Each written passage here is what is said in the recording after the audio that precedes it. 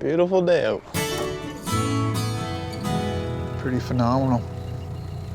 It's very calm.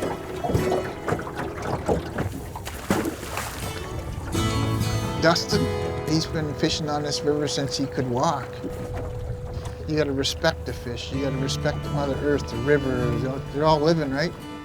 I had to teach him at a young age, you gotta really watch that water. It could take your life.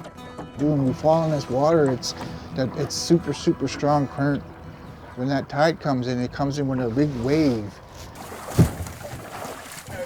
It just throws you off, and then sometimes you fall in, and then it'll just take you away. Right about here.